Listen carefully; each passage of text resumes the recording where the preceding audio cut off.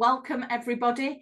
My name is Gillian Bishop. I'm Chief Exec at North West Employers, and I am delighted to be with you this morning for our masterclass on the topic of the hour, the hot topic. It's certainly a conversation I'm having on a daily basis with colleagues from across the region, AI and the public sector, use cases and guidance. In terms of practicalities, some housekeeping for this morning. Colleagues, you'll see from the slide deck as we were waiting to start the meeting, please could we ask you to keep muted and turn your microphones off, just so we can minimise background noise throughout the presentation from Tiffany this morning. In terms of your cameras, it's personal preference. If you do want to have your camera on, that's absolutely fine. If for whatever technical reasons or other reasons you prefer not to have your camera, we do not mind at all. So please do make your choice. Cameras on or off, that's absolutely fine with us. We do want this to be interactive, and colleagues that have joined us on previous sessions will know the chat is normally kind of buzzing and alive throughout the session. So I say please do introduce yourselves on the chat. Do let us know who you are and where you're from this morning, and any comments, thoughts or views that you have. Again, please feel free to ask any questions as Tiffany is going through her presentation this morning. You'll see from the agenda when we share that with you that we do have 2 breakout sessions. So when you are busying away in your breakout sessions, Tiffany and the team will be looking at comments, looking at questions, and we'll make sure we cover some of those and come back to those at the end of the session. So please do let us know your thoughts and views. You'll see that we are recording the session this morning. That's to enable us to make that available to colleagues who aren't able to join us today, and colleagues will know if you've been before, you will find those recordings on each of our partner websites, so you can download, watch again or share with your colleagues. So in terms of the collaborative, really proud that we are part of the North West Collaborative. We are made up of 5 partners, as you can see on the screen there. And we are really pleased that our kind of collaborative allows us to really bring innovative thinking, fantastic contributions from key speakers, and absolutely allows us to bring kind of strength in numbers working together, as you can see across our 5 partners that are on the screen there in front of you this morning. This is a series, as colleagues will know, a series of masterclasses. Again, before we finish today, we'll let you know the dates and the topic of the forthcoming collaborative masterclass in July. But for today, I am absolutely delighted that we've got the topic of AI and the public sector. As I said, use cases and guidance, really topical and really timely as well. And today we are joined with Tiffany by Tiffany St. James.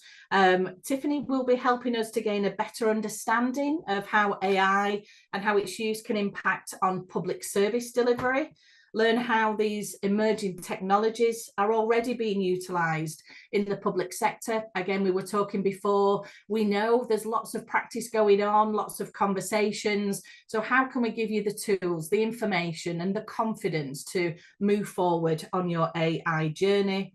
Today will also help us explore what opportunities we have for further use of AI for innovative service delivery, and understand how roles can be empowered through the use of AI. And I'm sure some myth busting and confidence building as we go throughout the session as well this morning. So delighted that Tiffany is with us. Huge thank you for joining us, Tiffany.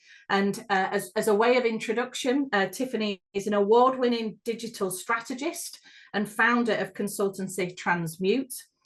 She helps large, complex businesses navigate digital transformation through psychology, strategy, emerging technology, and education.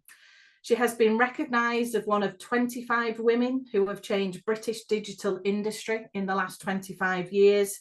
And as a keynote speaker and digital industry educator, Tiffany has made a career from understanding, using and translating emerging technology to help clients. She sits on the AI Advisory Board for Global Wellness Institute and is country director for the Global AI Council, champion ethical AI and AI literacy. Wow, what a bio there, Tiffany. So it's our absolute delight and pleasure to welcome you to the Collaborative Masterclass this morning, and I can hand over to you. Thank you so much. Thank you so much, Gillian. I perhaps should have made my bio a little shorter, right? Not at in all, terms of not that. at all. Taking up valuable airtime. Good morning, everyone. I have some slides that I'm going to share with you, and we will make this session interactive too. So just bear with me while I just pop those up. Good. While I'm speaking, I won't be able to see the chat and I won't be able to see many of your wonderful faces. So please forgive me for that.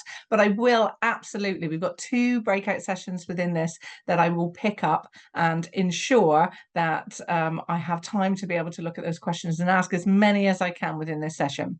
We've got, 2.5 hours together.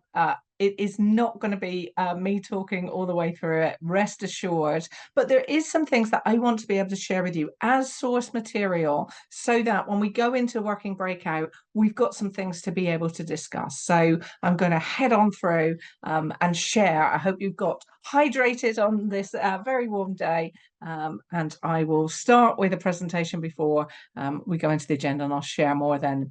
I have no more need to say anything about my bio, very kindly introduced so well there by Gillian in terms of that. So thank you so much for the intro here, Gillian. I part of the work that I do is about AI literacy. So being able to help organizations and people navigate this space is very important to me, and delighted to be able to share that with you here today. So that was enough about me, but I wanted to know a little bit about you. So using AI to look at perhaps some of the job roles of people that are joining us today. Yes, they're very high level buckets to be able to get to kind of 10 types of organizations that are joining us today. But I thought it'd just be interesting to share with you. Who are you all? You're not going to have the time. There's so many brilliant people on the call today to have the time to introduce everything to each other. But I just thought, isn't it interesting to see the spread of organizations and types of job roles that people are joining with us here today. Hopefully you'll get to say hi to each other all in the chat. So we're going to close off at 12 today. We're going to have, we've had a little open and intro. I'm going to ask you at the start what you will do next in AI. We've got a poll up. My good colleagues will share that in just a second.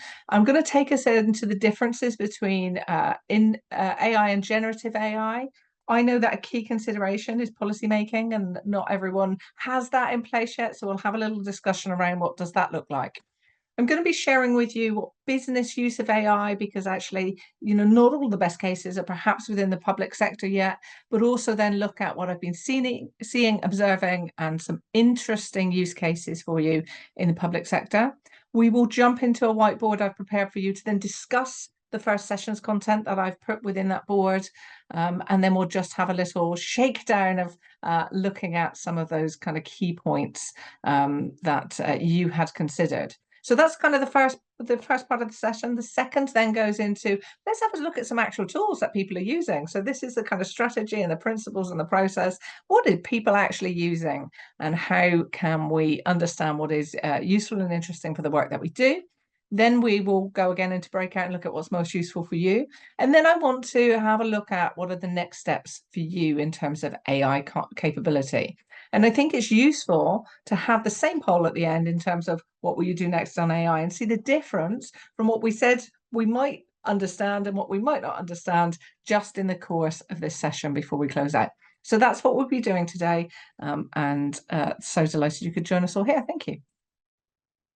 So my great colleagues here are going to put up a poll on Slido. You can either, with your mobile phone, just use the QR code, or you can go to slido.com and use the code that's here.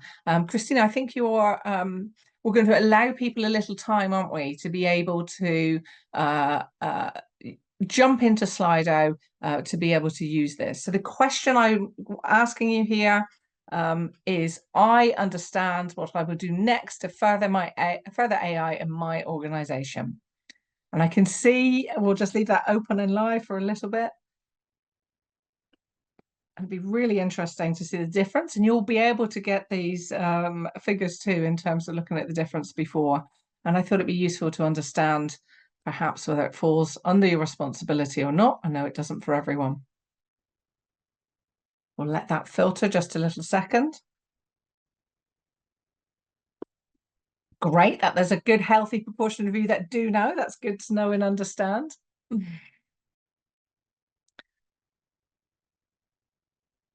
still moving a little bit. I think it's still moving a little bit. We'll give it another couple of seconds or so. And regardless of whether I move on through the presentation, the team will be able to, have a look at this and kind of capture it when most of us have filled us in. I think that seems like it's getting a little bit more fixed now. I wonder if I should jump back in. Is that okay, Christina? Thank you very much. I'll just go back into share my screen and picking up where we were through that. How wonderful! Thank you very much. Interesting to see the difference. So the first thing I want to share with you, all the chat this year has been about OpenAI, perhaps, and generative AI. So let's just have a little look about the difference, perhaps, between AI and generative AI.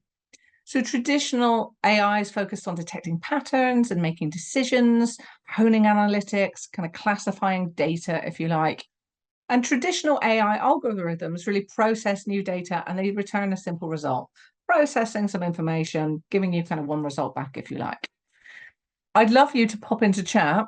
There's all this fuss and noise and buzz about AI, but there's loads of things that you are probably using already. So pop into chat and just pop in, what are you using that has AI in it already? You may be well aware of what AI is baked into. You may not entirely. I'll give that a second. I won't see the chat this side, but I will the other side. I think people are already surprised how much AI is baked into all the world and work that we do. That's in predictive text in your phone. It's the chatbots that we've been interacting with banks for a number of years and increasingly more now in public sector. It's all the programmatic advertising, the 2 seconds that you put in a URL and the bots form which adverts you will see on that web page and show that to you. That's all put together with AI. Before the large language models, of course, there was tools as interesting as Copy AI, where you perhaps put in your blog post and it allowed you to take out a LinkedIn post and a Facebook post and different social posts. In terms of tools that were evolving in the last couple of years, way before the advent of the large language models that we're using today. And of course, analyzing information. This doesn't cover it all, but I wanted to reassure many of you that it's hard to distinguish AI from digital now in terms of how many things that is already baked into. So in terms of generative AI, really, the difference is that it starts with a prompt that lets either a user or a data source submit a query or data or information, a data set, to guide content generation. So you are interacting by putting in information, which might be a text prompt, or loading some information that you can then analyze and have a look at that information. And it's generative. So it allows you to ask a series of questions and a series of prompts to be able to get more and different information back. It's an iterative process. It enables you to create more rapidly, automate tasks, and move more quickly. But it is fair to say that generative AI is based on things that have already are available to that large language model, to that chat facility. So that could be off the internet in terms of a secure data source. It could be that it's using the large language models like OpenAI and ChatGPT use the internet to be able to resource it. So it's using as a source things that already exist to be able to predict and move forward. But it's not, so it's generating from things that already are, And the really interesting debate is there's still an amazing amount of opportunity to be creative using these tools as a prompt for things that we need to move forward with. So you may already be using generative AI already. And I'd love, again, if you would just pop in the chat, if you're using AI and are starting to use AI tools and you've already been using generative AI, if you pop in the chat what generative AI tools that you are using, that'd be really helpful. And as you're doing that, we'll just go through some more ideas for us. So I'm going to put generative AI into a couple of different buckets. They're not the only buckets, but they're a healthy way of navigating what people are using it for. So, popping in chat what generative AI is. People are looking for how they might use generative AI for productivity. There's the great tool Copilot, which is a Microsoft tool that enables you to work alongside your Microsoft facilities of Excel, Calendar, Teams, to be able to help you be more productive. Please find me the email that references this. Please be able to take this information and set up some calendar invites for me. Please take this information. We'll create a special report frame and be able to put the information into it in a way that's really useful for me to be able to use for my work. So we're all kinds of productivity tools. Copilot is not the only one, but just giving you as an example there. Large language models, LLMs for short, now we're all a bit more familiar with the term in the course of this, include ChatGPT, Claude, Gemini, Bard are some of the main ones. I saw an advert on TV, AWS have come out with their own last night, and there are more, of course, but these being the main ones. And you've got the facility not just to use it for text generation, but to be able to upload PDFs or spreadsheets and interrogate that information. And we'll go through some examples of those to Précis, to fine tune. And of course, there's many different facilities in image and video and sourcing creative content. So here is an example of 4 different services, if you like, where the same prompt was put in. And you can see they're generally quite similar in terms of what they might come back with. But it all comes down to honing your prompts to get the right information in so you can get the right information out.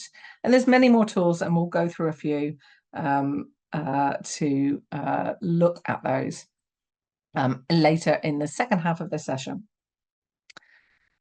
So I'll show with you a few tools here later. There's Runway, which enables you to animate still images. Synthesia, which is looking at avatars in other languages that might be in other tones of voice that might be able to do text to video within that. So a variety of different tools which we'll cover later, but looking at it, like if you had to define it, what can generative AI help me do? It can help me be more productive.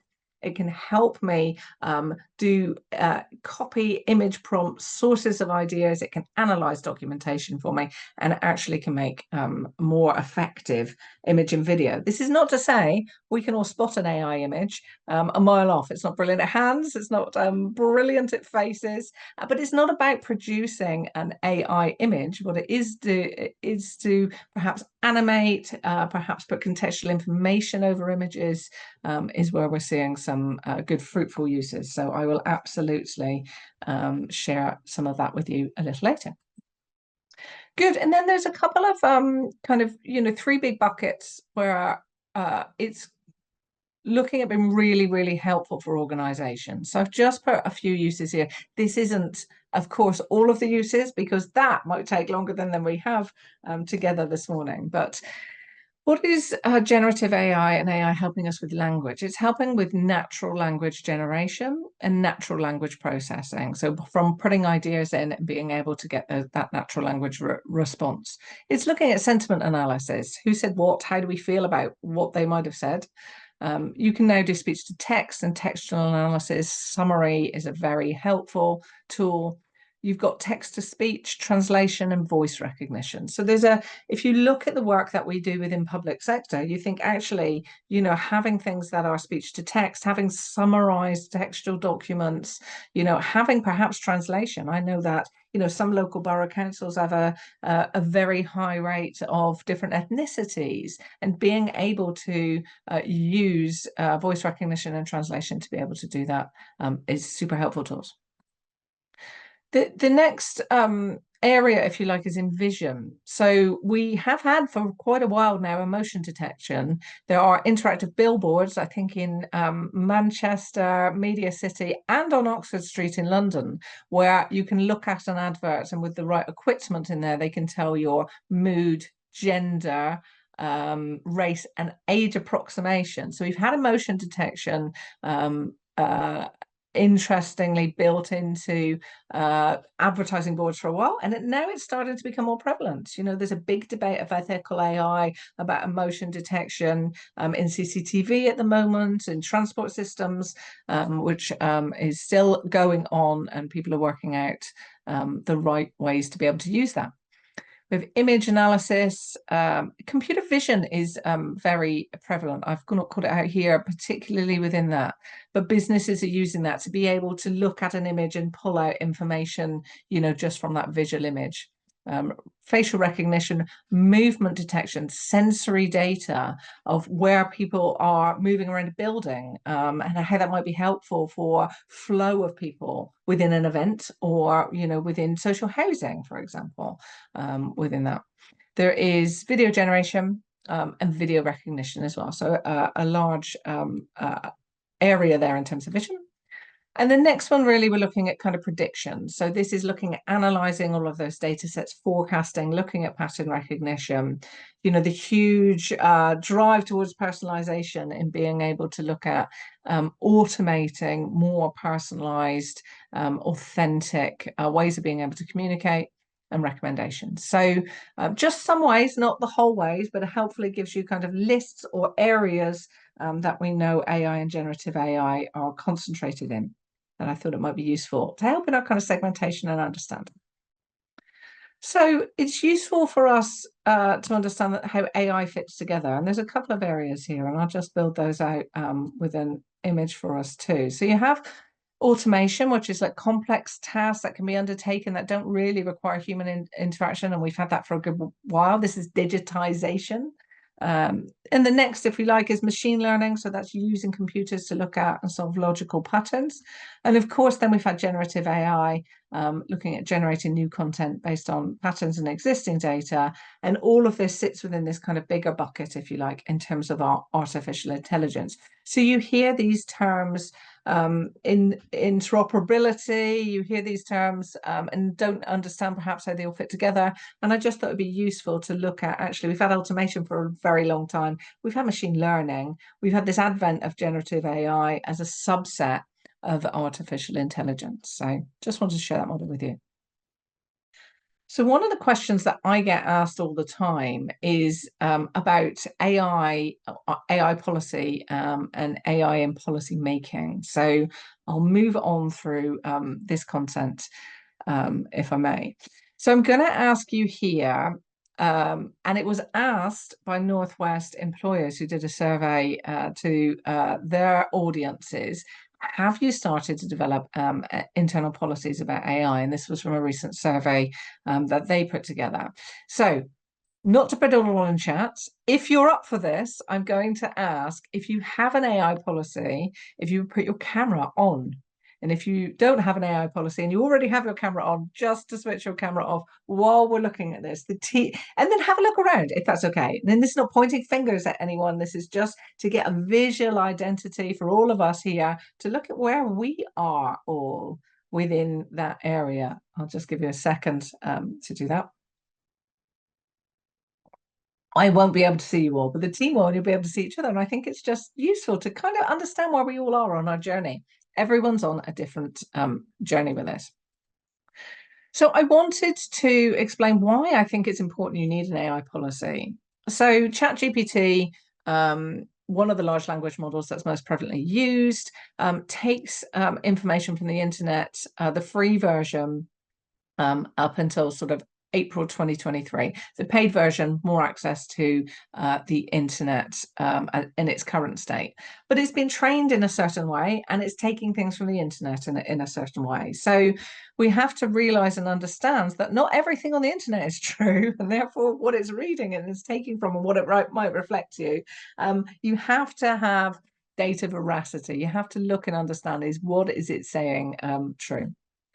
Because there have been cases where ChatGPT particularly has been fallen into the news, whereby people have relied on it. A lawyer last May relied on it for a case study to submit case research where actually ChatGPT had made up the answers. And therefore, we need to be aware that our large language models have the facility to do this, because the lawyer at the time didn't understand that, based his information on it, and used that, and those kind of cases hit the news. Large language models do something which is called hallucinating, right? Hallucinating. So a hallucination in AI it's a generation of outputs that sounds plausible, but they're factually incorrect, or they're unrelated to the given context. And these emerge from its inherent biases, the way in which it was trained, its lack of real world understanding, or its training data and limitations. It just makes stuff up that sounds plausible. And we have to be really aware of this. This is one of my favorites. What is the world record for crossing the English Channel entirely on foot? And it gives a response. It gives a response that sounds plausible. It names someone, it tells you how long they walked the channel on foot, and exactly the water. This is an example of hallucination, and we have to be really careful about that. Is 1,000 bigger than 1,062? Yes, it is. Now, if I'd asked it larger, it would have given me a different answer. So we have to be really aware of how we're prompting. And then there's other cases that hit the headlines whereby about the ethical use of AI. So there was a case that was in a Chinese-based online company used AI and automatically filtered out female applicants over 55 and males over 60. This was discovered when an applicant changed her birth date and put it in and was accepted. But this isn't AI being bad or unethical. This is an unethical use of an AI tool.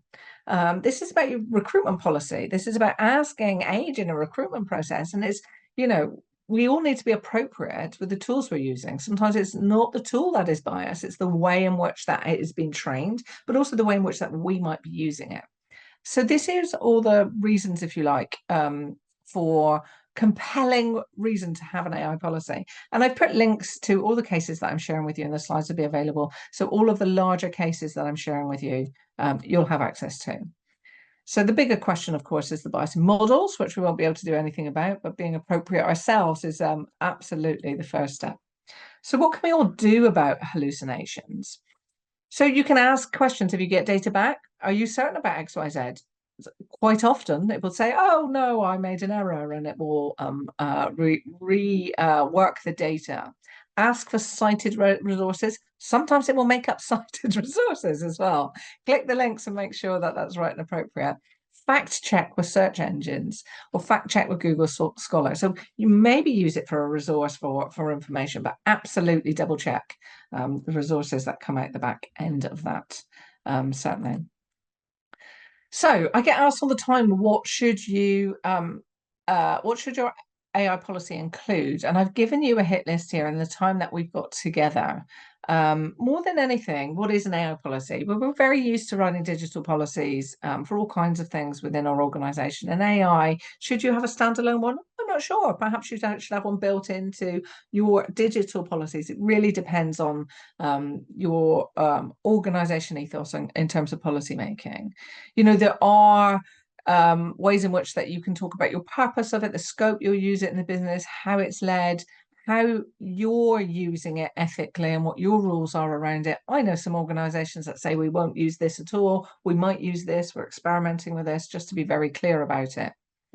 There's all kinds of, this is one is really quite comprehensive. I've given you a link here to Generate, who have this framework, and it's really comprehensive. You don't have to necessarily have all of these, but knowing that some of you don't have AI policies, I thought it might be a good framework to look at it. But it's not the only thing. So AI policies are useful because you've got a supply chain, and you might inadvertently be working with agencies or suppliers that don't have that AI policy, and you don't have one, and therefore taking in work that has AI built within it that you're unaware of, and having these statements of what you will do, when you will do, who you will work with, what your suppliers should be doing, really helps that whole end-to-end piece for you. But it's not the whole picture, right? There's many people who don't have an AI policy, but more than that, loads of organizations are looking at what they're calling their AI task force. And more than anything, it's a group of experts and stakeholders, and it's assembled to address really specific issues related to artificial intelligence for your organization. So, who should be in it, really? Well, I don't know the makeup of your organization, but internally, if you have researchers, if you have ethicists, if you have policymakers, absolutely make sure they're invited to the table. Legal experts within your business. You might decide your AI task force would benefit from external help, perhaps from civil society organizations or other people working in industry. That's absolutely fine. It doesn't need to be entirely honed just from your teams yourself. Really, the goal of a task force is to bring together those different perspectives to ensure that you've got a balanced and comprehensive approach to managing AI. So what would an AI task force do? And just sharing this with you, you look at policy development, your guidelines and your regulations. You'd look at research and analysis, look at other sectors, look outside the walls of your business, look outside the walls of your organization and industry to look at some of the effects. And you look at the risks. What are the risks for our business and what we would be doing? You look at public engagement and actually benefits and potential risks of using it, not just internally, but also how you might be able to use that in public engagement. You'd look at it in terms of looking at innovation and development and that fostering collaboration, and of course, cooperation. Are you working with other organizations? I put other countries here, some of us do, but actually to look at AI regulations. So lots of people say, oh my goodness, I haven't got a policy. Oh, policy is a small piece of the pie. Here, I'm suggesting to you all that actually it's a working group, a steering group. AI task force is its catchy name at the moment, and it'll all settle down into business as usual.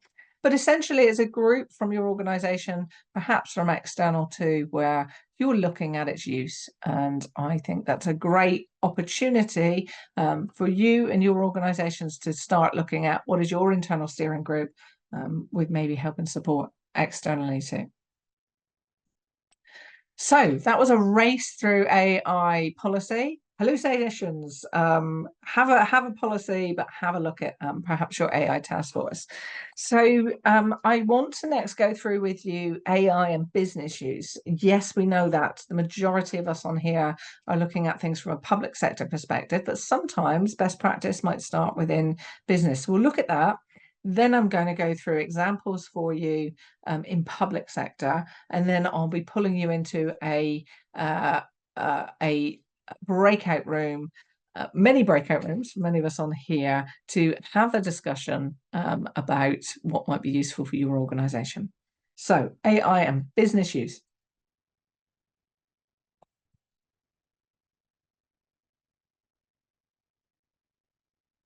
I thought it'd be useful to understand, first of all, what are large organizations using AI for? This information came from Infotech. They've got great, a lot of information around kind of, key initiatives, and I've just given you the link here. We looked at earlier AI and generative AI in terms of content production, productivity, and kind of video and image. But it's useful to look at AI overall, not just generative AI. What are businesses using it for? Contextually, well, they're looking at improving their customer experience. They're looking at how they can use AI for market growth, whether that's products or services. They're looking at how operationally they can use it. This is the kind of productivity, the efficiency, effectiveness, and cost optimization. They're looking, of course, as well as driving innovation through that. So a range of different opportunities here in looking at. They've called this a key initiative plan, if you like, and there's many more details here from Infotech, but I just thought it'd be useful to look at what are the areas that organizations are mostly concerned with. But it's fair to say that not everyone's on board, even the large organizations. They're not all on board in terms of using AI and generative AI. So let's just look at ChatGPT. This came from Infotech in terms of a study that was run. It's probably about 6 months old, but it's the last kind of more comprehensive study that they have done. There are organizations that absolutely prohibit the use of ChatGPT particularly, not AI kind of generally, that don't use it. There are organizations that are using it selectively. There are companies that will use it but do not use kind of company sensitive data. And there are companies that like, yes, we're using it all over and we're experimenting and we're all in. So I wanted to reflect that to you. When we think in perhaps the public sector, we're earlier on our journey, but of course, there are large organizations that haven't grasped this entirely in terms of what they're doing as well. And what is quite interesting, I work with some large global consultancies, and some of those have prohibited the use of AI and said, we're not going to use it, we are not sure yet in terms of our direction for it.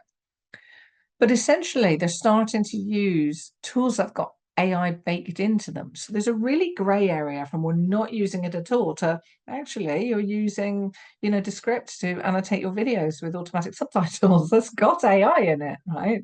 So we have to be kind of quite clear in terms of our statements about what we will use and what we won't use. So I thought that was just interesting to let you all know that not all of the large organizations are on board with it yet.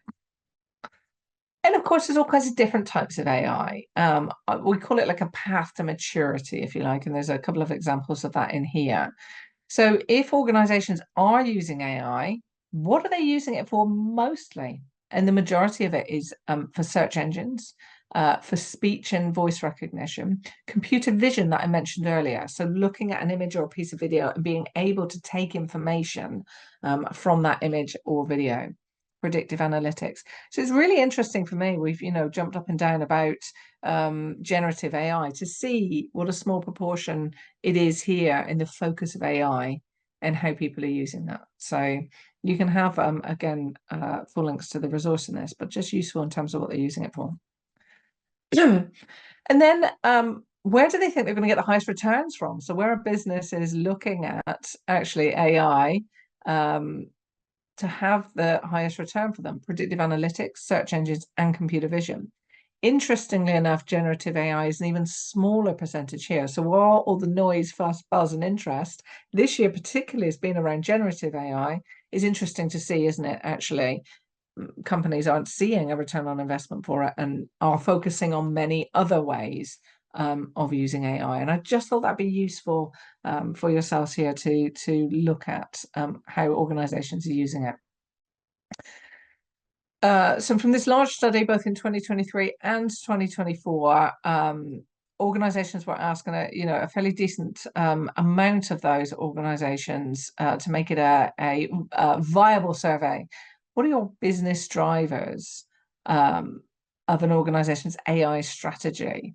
So in 2023, it was all about business agility and flexibility and anticipating needs. And it's interesting to see actually risk management has come absolutely to the fore in 2024, and that being the highest percentage, if you like, in terms of what organizations are focusing on. So I just thought that'd be useful. And it's useful also to consider and understand that there are people who are experimenting in this area, and then the people are more mature. So what you're using AI for will depend on your capabilities, your digital maturity, your AI maturity. Because if you're just starting to use AI, you might be looking at risk management as the top thing, but not perhaps the top thing if you're perhaps more experienced in it.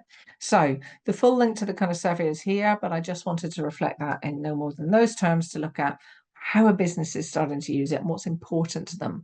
And it gives some reflection and indication for us in public sector, and not everyone I know and understand on this call is public sector, but predominantly so, what are use cases for it. I wanted to share what we can learn from embedding AI in large organizations, because it's very clear that this is still absolutely experimental. And we have a duty of care in public sector to get things right first, but you also have a duty to innovate. And these are cases. All of these cases came out in March of April this year, where I just looked at it for 1 month, what had hit the headlines in terms of organizations not getting it right. You know, there were false claims generated on Google Bard about the big four consulting firms. It was an hallucination. Copilot started breaking rules. People were interacting with it and asking it to behave in a way that was outside the not the ethics of what it was doing, but what the tool was set up to do and deliver for customer care. Where customer care is absolutely prevalent, right? Netflix used AI imagery in a true crime documentary, and it was AI generated, and you know, that wasn't authentic. Obviously, there's a huge focus and attention on AI and self-driving cars, and a, you know, horrific accident caught everyone's headlines and pulled people to attention in terms of getting this right. We've had X, formerly known as Twitter's chatbot, accusing the NBA player of going on a vandalism spree, because the actual reporting said he's shooting bricks, meaning he's actually throwing bad baskets. They're not connecting to the goal, but actually the AI took that as he's throwing bricks rather than actual bricks, and essentially just contextually didn't have that information. And we can see here where people have been using some of the chatbots and trying to get them to do things that they are not set up and designed to do. So I want to put this across to you, because I want to get across that this is experimental, particularly the OpenAI, ChatGPTs, large language models, not just to ChatGPT, but people are still experimenting in this area. So one of the debates we had as a team in putting, you know, some of this information together for you is like, if it's experimental, what should we be focusing on? Because there are areas where AI is secure and it's embedded, and I don't want that to be the scare factor, right? It's a warning in terms of making sure that we're getting our approach right. But AI really is embedded in chatbots we've been using for a while, big data analytics, image and speech recognition, not always entirely accurate, but you know, certainly getting there really clearly. Fraud detection in financial institutions, predictive analytics. I mean, things as simple as our spam filters, and of course, all of that dynamic pricing.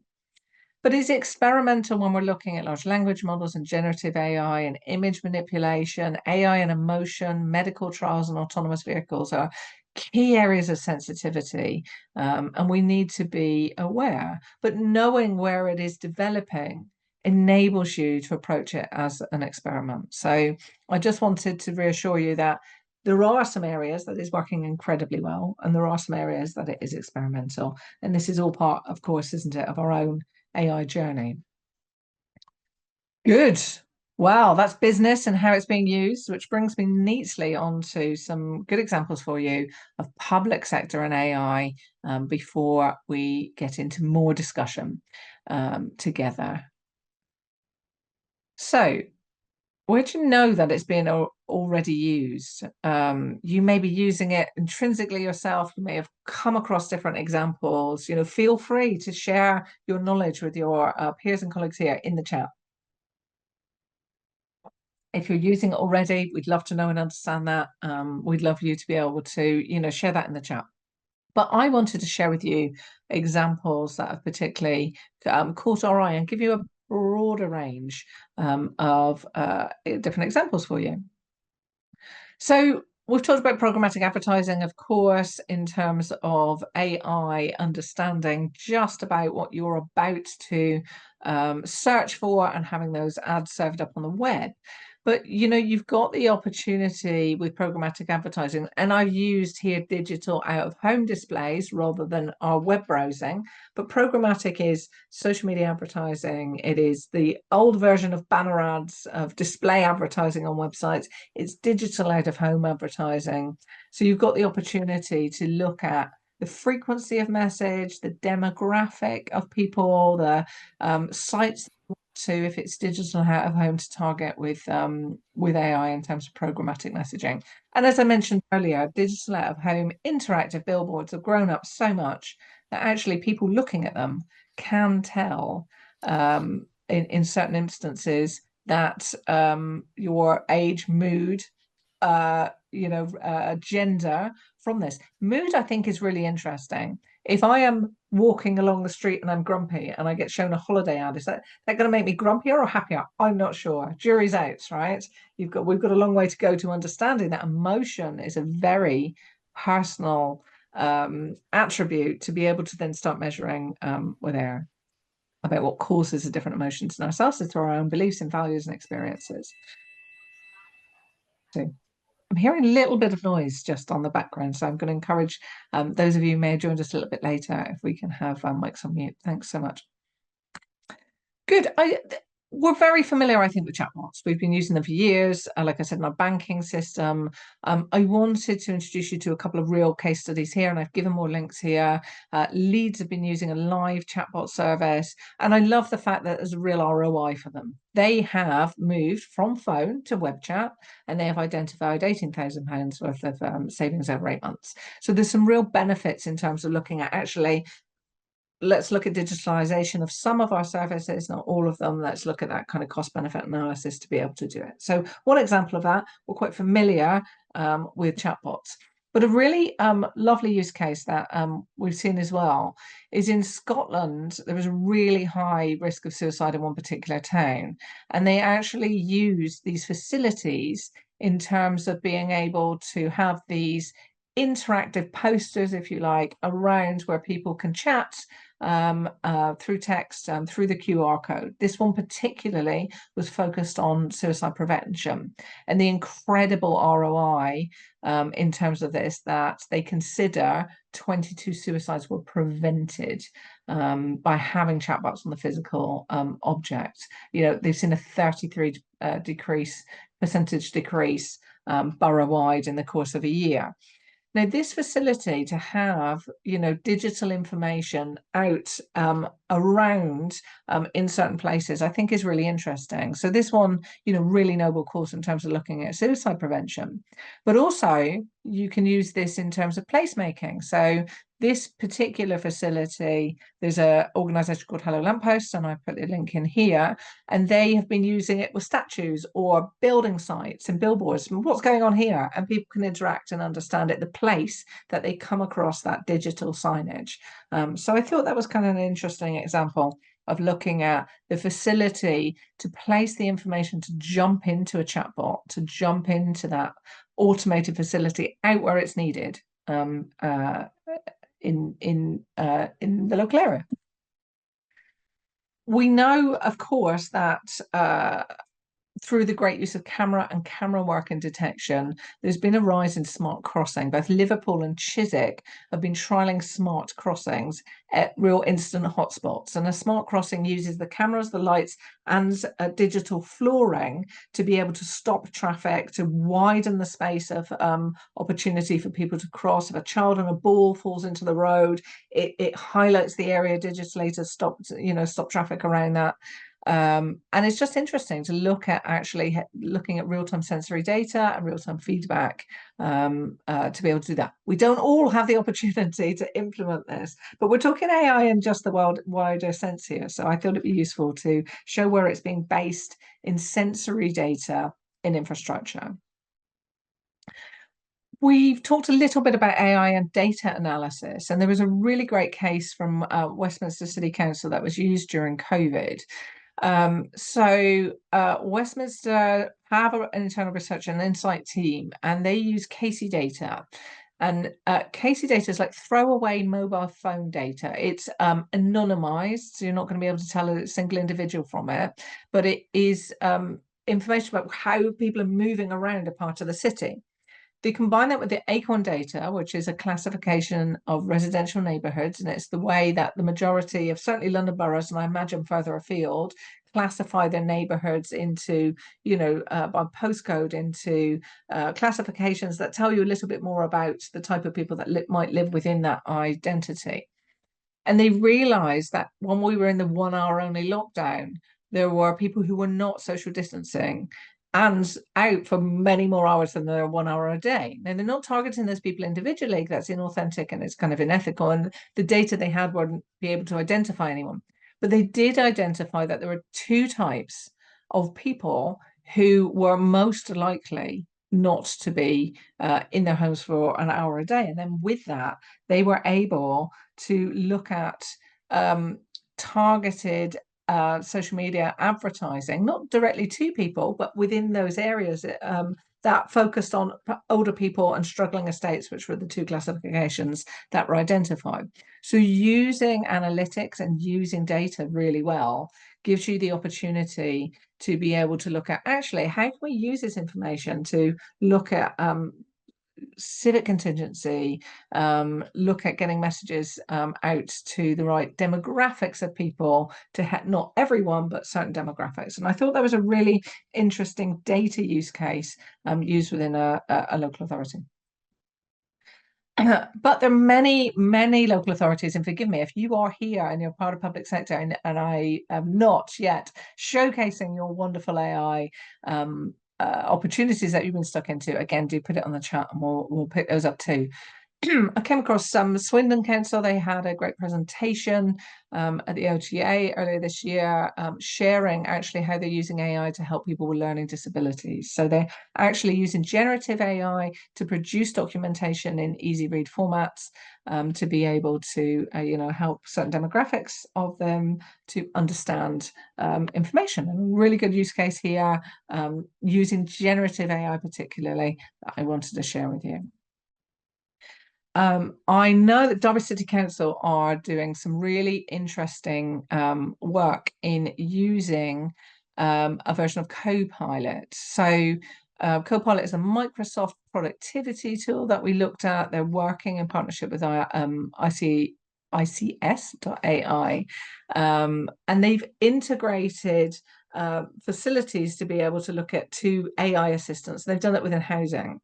There's obviously a huge area to look at in terms of social care that is taking everyone's time and attention. And I know that not just Derby City Council, but other councils are looking at how do they use these facilities.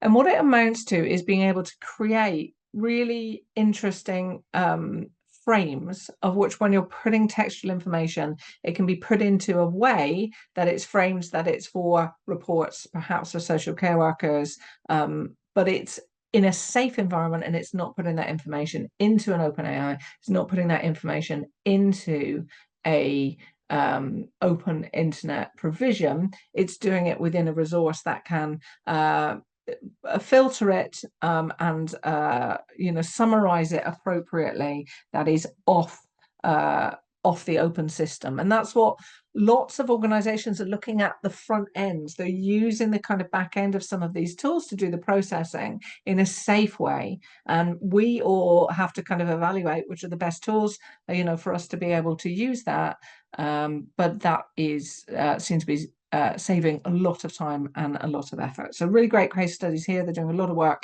and I've just linked to that open information here.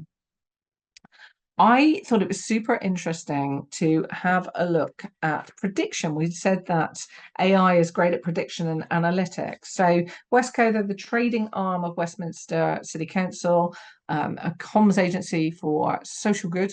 And they were working with Hertfordshire on their fire campaigns. And to do that, they were like, okay, well, let's just have a look at some of the data. How many fires do you have? And through the work that they did in predictive analytics, they predicted when the next set of fires would occur over the next period of time. So I think in 23 and 24, the prediction came out as 406.3 and the actual number is 407. So pretty interesting targeted work in looking at, actually, this is useful for looking at prediction in incidents. And I'm using fire here as an example of that. They've then also looked at key drivers of council satisfaction. So they've taken a council satisfaction survey and subset and then been able to look at actually what is the relationship between how the public have said what they value about the council and what is the relationship between those different areas. We were all really surprised by this. This is another prediction and analytics piece of work by Westco, whereby we expected street cleaning to be on here, and of course it wasn't. People are actually thinking about other areas. You can see it's here in the middle and how it's connected, but actually in previous years, in being able to look at that, it was more prevalent and more connected in terms of those nodes, in terms of how people are saying. So playing around with this and getting some data and getting some information and looking at actually what is making towards council satisfaction and how can we do that is one of the ways in which that AI is looking at it. Good, okay. So I want to just share with you a few points in healthcare considerations before I bring us neatly to a little run of AI in public sector cases that I look into. I've put here two links in terms of looking at revolutionizing social care with AI. It's a huge consideration at the moment. There's a lot of attention necessary in the press on it. And from tools and facilities are working out how to be able to do that. This is just one from April saying it's going to massively drive efficiency, empowerment, and cost savings. But then you get the other side where you get, reports in the Guardian that says like there's a huge warning around this, because actually what's happening is people are using, it says here, unregulated AI chatbots. What it means is they're putting personal information into chatbots to get them to summarize it, and that's inappropriate. You shouldn't be putting any personalized information into chatbots per se. So there, I wanted to share both, the everyone's for it, but also you have to be really careful in terms of the caveats and really know what you're doing. So it's about understanding how the tools work. And essentially, if you're working with a tool provider, they have a front end where you can process the information, but it's not retained and stored by the large language model. Baked into the tools that are developed specifically for this purpose. But in no cases should we be just using all of these facilities to put in personalized data. And I just wanted to highlight those two different opinions that you're seeing and why, and our opinion on them, if you like. So that's healthcare considerations. One of the last things that I'm going to leave you with just in this section is to look at the National Audit Office have looked at classifications being used in government for AI. And I thought, despite how I might describe them to you, despite what I've seen that they might, through different market intelligence and research and working within AI, this is how the National Audit Office, for central government mainly, kind of classify AI. And I've given the full link here to the use of artificial intelligence in government. Computer vision, extracting information, we've talked about that, coding assistance, fraud and error detection, virtual assistants, research and monitoring and managing operations. So more information here than I'm going to read out on our call here, but I wanted to be able to just share with you how national government are looking at this. There is AI, generative AI governance from UK government. And then the last slide at the end of the deck, I've done some research resources and I've just popped one in there for you. I'm not going through the guidance as part of this call, but just had a link to it. So that is a race through, if you like, looking at business use and public sector use in AI. And I'm sure that you've heard a lot from me, and I've seen on my back channel chat, got a few really interesting questions coming in that I will look to. But we're going to move you in just a second into groups, and I'm going to share with you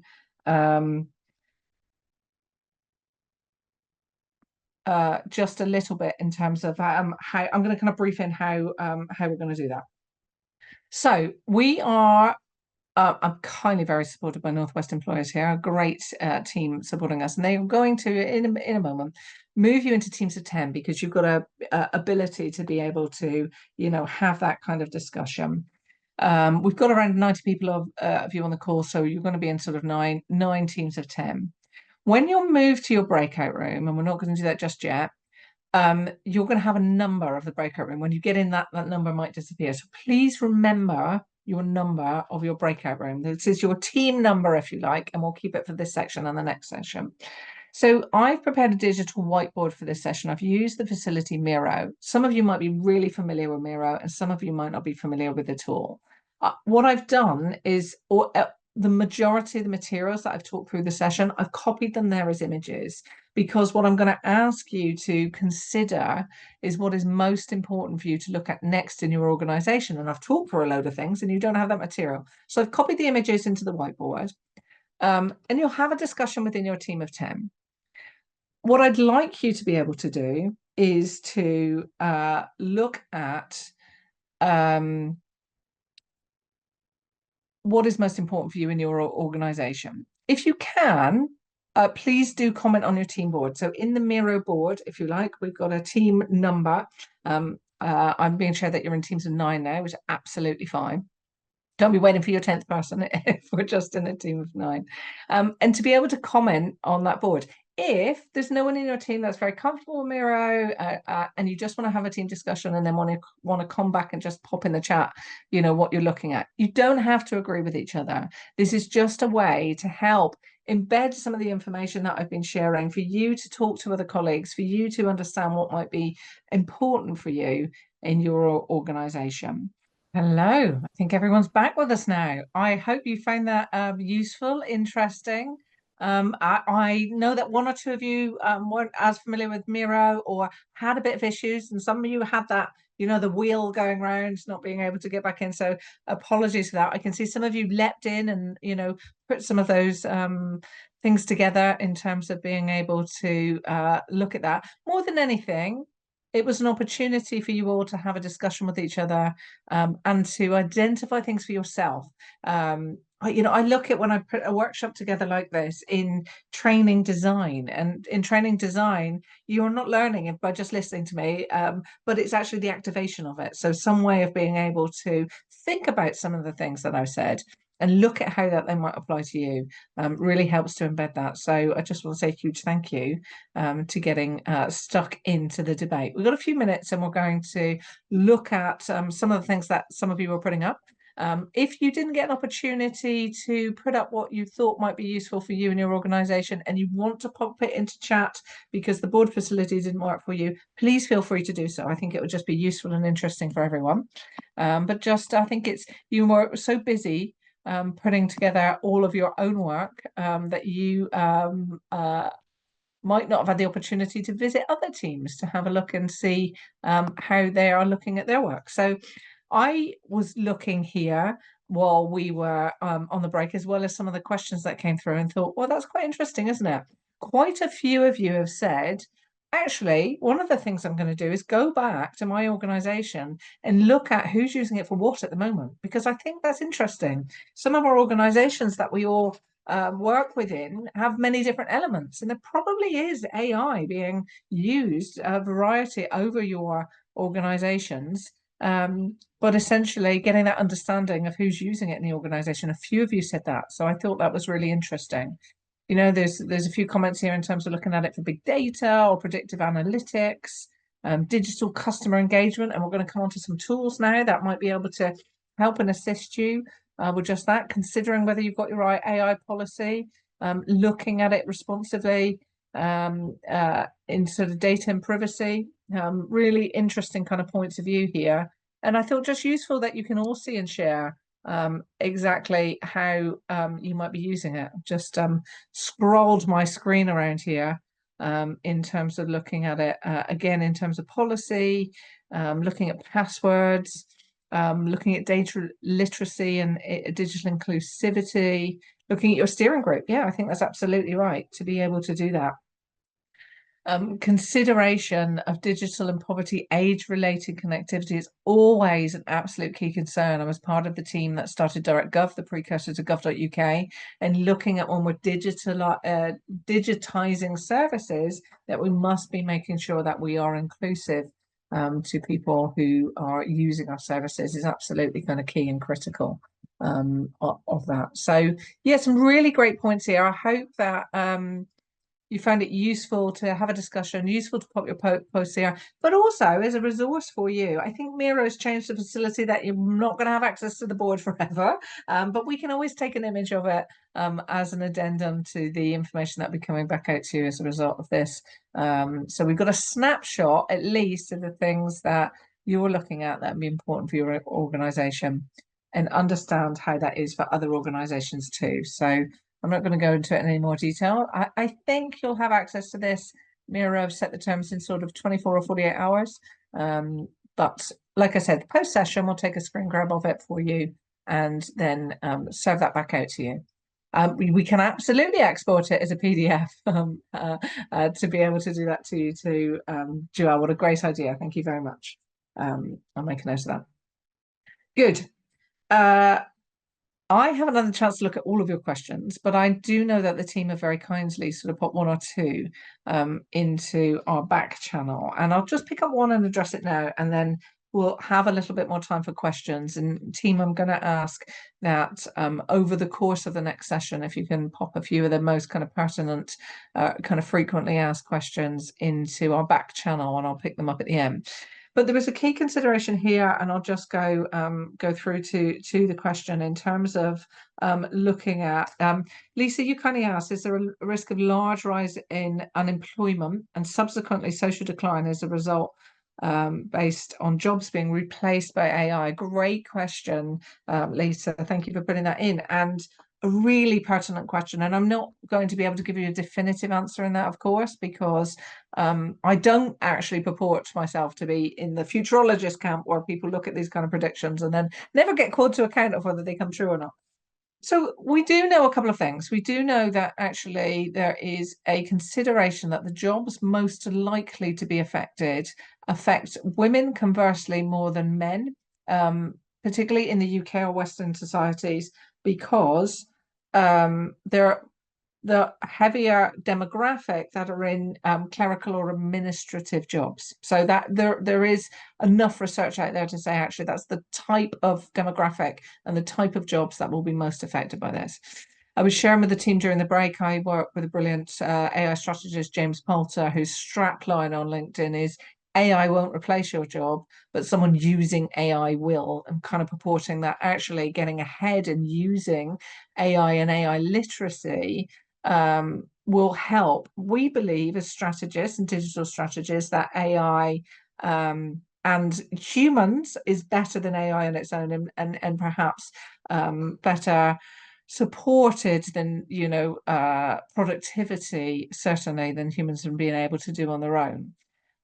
In terms of the larger international reports that have been published around job creation and job loss, there's an estimation that AI will create 25% more jobs, but actually lose, some say 20%, some say 35%. So although that we expect there to be some job loss, and particularly perhaps in more administration, we do expect job creation as well.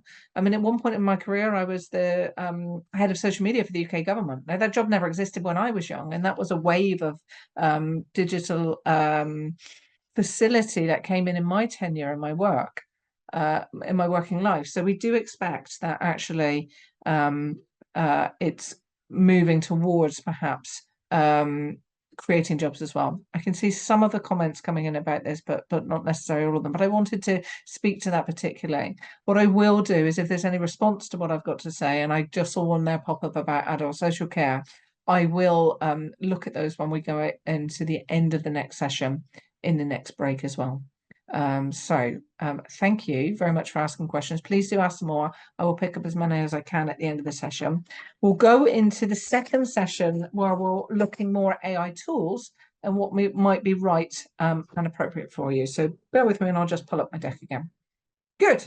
Okay. we'll go on to the second part of the session, which is we're looking at what is the good use of AI and generative AI and tools. We've, of course, looked at actually policy and strategy and approach. Let's have a look at some of the tools. Then we'll have a discussion of the workshop about tools. We'll come back then and look a little bit more in terms of AI kind of capability and maturity. The first big bucket that we have to consider and look at, I'm talking about kind of copy inspiration, when this is more for, I saw some of your messages write about digital marketing. This might be more of the things that we're looking at in terms of digital marketing. So let's have a look at copy inspiration. I'm just going to play this video here while I kind of talk about it. So what are LLMs really good for? If you haven't had the opportunity to play with one yet, this is just a short video that is sharing with you about ideas for web copy. What we are not suggesting for a second is that you lift and shift and take this information and just put it out. It's not in the right way, and getting the prompting right is really key to that. But what it is really good for looking at social media posts, ideas, sequences, video scripts, research questions, case studies. I put in here, actually, can you give me 5 different ways of being able to, craft a promotion, looking at different ways in which that we can promote a piece of content. And they look at that, and because it's generative and interactive, you can take within the same chat string and say, actually, okay, no, those are quite generic. Perhaps our audience has changed, or perhaps our focus, we want to look at, please rewrite this for UK university graduates, just as this is an example. And you can see actually the language has changed. There's perhaps a heavier use of emojis. There's a kind of punchier question. It's quite formulaic in terms of that, but I just thought what large language models, this is ChatGPT particularly looking at, is looking at the opportunity to help you with your drafting, with your ideas generation. So no more than that, but some people who've not seen it before kind of, like to see it for the first time, and I'm sure many of you here on this call have played with it yourselves too. So copy research is a big area. The area in terms of looking at analyzing and pricing information, I think is really, really quite interesting. So you've got the opportunity within paid versions of the LLMs. I'm using ChatGPT here as a predominant model as an example. You can chat with PDFs. So what we have always advised is that you do not load any personal information. But if there's information already available on the web, or it's a PDF that is public domain information, it's an annual report, or it's a piece of research that's already been published, then yes, feeding it into ChatGPT will cause more attention and interest within that. But also it has the opportunity to crawl the web and find this information anyway, and it's publicly available. So I've used kind of Capgemini's annual report here. I wanted to know their key themes, if you like. So we have got the opportunity to look at, actually, it's a long document, might be 120 words or 120 pages or so. What are the key themes? What I can also do then is look at and upload their competitors into the same chat string and say, how do they differentiate from each other? And using it as a research tool. And I use this example, but you've got the opportunity to look at longer documents, key information, key citations, précis content, and look at perhaps copy promotion, while we're looking at that digital marketing area based on that particular content.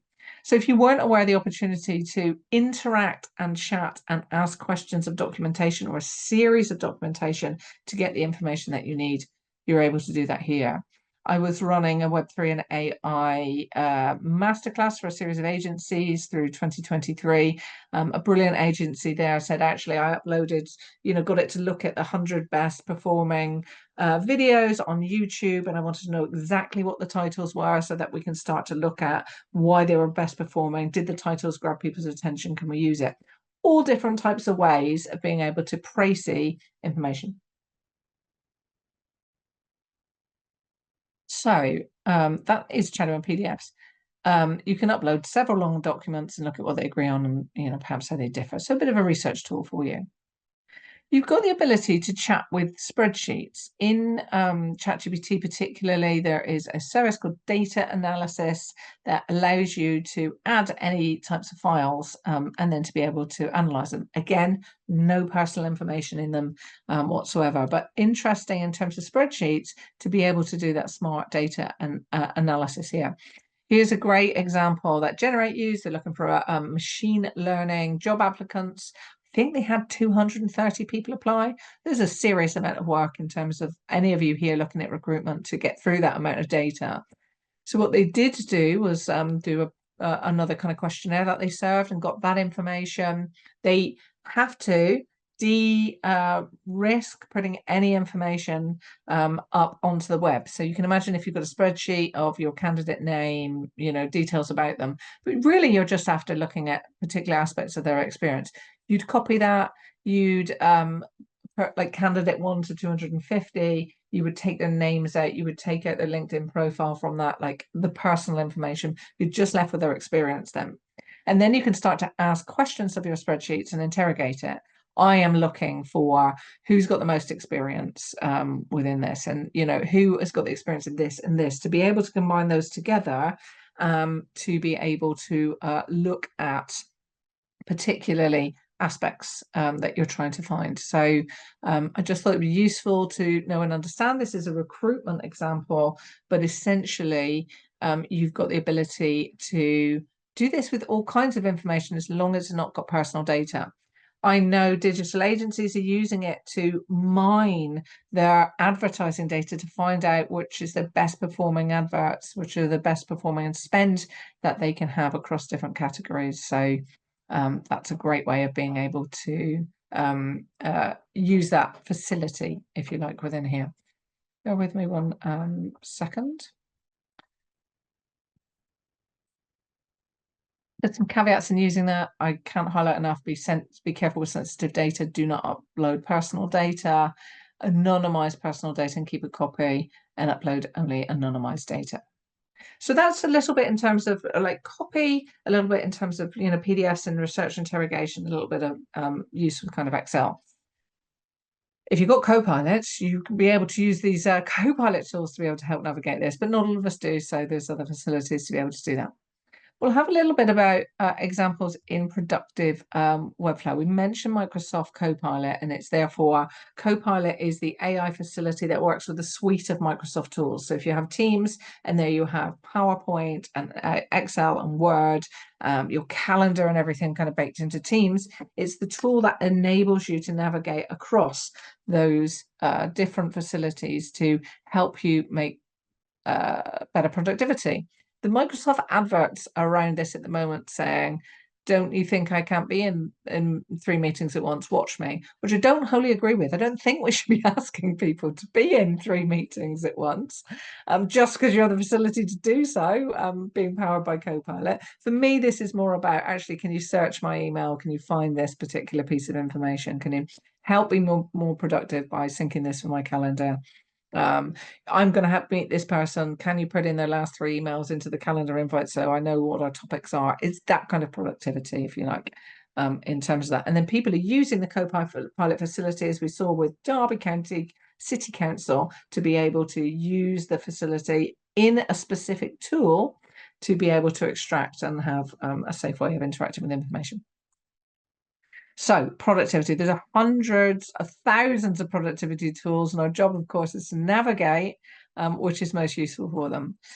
So not all of us are on Teams, and not all of us have that facility. There's a brilliant tools that record your meetings, make your meetings more productive. Some of the most common ones are Otto.ai, there's Fireflies.ai, there's Read.ai, there's a variety of these different tools. And they all do something interesting and a little bit different from each other. But I've been using Otter AI for years. It's synced with my Zoom, and it enables me to do voice to text automatically. So I can really concentrate in a meeting, really be present and not be thinking and scribbling notes, because the note taker will just take all of that information. They're 94, 96, 98% accurate, depending on what they're purporting. So it doesn't capture every single word. It might not capture accents really well. If you're speaking really quickly, it might not understand every word. But in the textual document that it produces automatically from your meeting, they enable you to roll over the text and hear what the person said behind it. So instead of having an hour video where you might need to skip back and through to be able to understand what people are saying, what you really do have is the ability to just pinpoint that word and go, okay, that's what they meant, that's fine. They're doing automated summaries to be able to give you the highlights. So you can have a meeting, have the automated summaries, copy and paste it to your email and say, here are our actions. Obviously, look at those actions, tailor them a little bit in terms of that, because it won't yet be 100% accurate, but they're getting there. This is a screen graph on Fireflies, which gives you even more information. It gives sentiment filters in terms of what people says. What I love is it gives who spoke the most in a particular conversation, which I think is, again, really interesting. If you find that you're talking too much in a conversation, and just a useful data. So intelligent meeting support. There is a plethora and a variety of apps that do that automated report. Here's one of my favorites, which is Scope Notes. Again, you have the opportunity to listen to a conversation. The great thing about Scope Notes is if you're not working with Teams and you're perhaps having Zoom, you're on headphones, it will record the person who's also speaking. Obviously, you need to always make sure people know they're being recorded when they're being recorded, but then it will give you a textual file, but it's actually got different reporting systems baked into it. I want a contact report, I want a sales report, I want, you pick the reporting template and it will move it automatically into your actions, and it gives you really the kind of heavy lifting. These tools do exactly as we were discussing earlier. They reference safely a large language model, processing the data just in a cell, not recorded and kept within a large language model, and give you the useful information. So we have to get better at navigating emerging technologies and looking at ones that are right and appropriate. And there'll be more and more and more of these as they come out, in terms of niching the facility that is useful for business practice, to be able to give us that smart reporting, if you like. So this is proceed with actions and follow-ups for contact reports. And sometimes it's quite often emailed even before the client has left the building. Okay, so there's some tools that I'm going to share with you in image, video, and audio. We looked at productivity, we looked at kind of content support and research support. Let's look again now at image and video and audio tools. I shared this with you a little bit earlier. This is images and a mood board and how they differ from each other, even using the same prompt. The most common are Adobe Firefly, Midjourney, Stable Diffusion, and DALL-E 3, which is baked into ChatGPT. Midjourney is on Discord. Adobe have got a great suite of tools, and they all do image generation, which we know that actually isn't brilliant yet in terms of its articulation, but it is good for concept considerations, different ideas, to be able to help put that imagery together for ideation. Mood boards are how people are perhaps using that rather than pushing those images out. Though we've seen a plethora already, haven't we? I'm sure all over LinkedIn.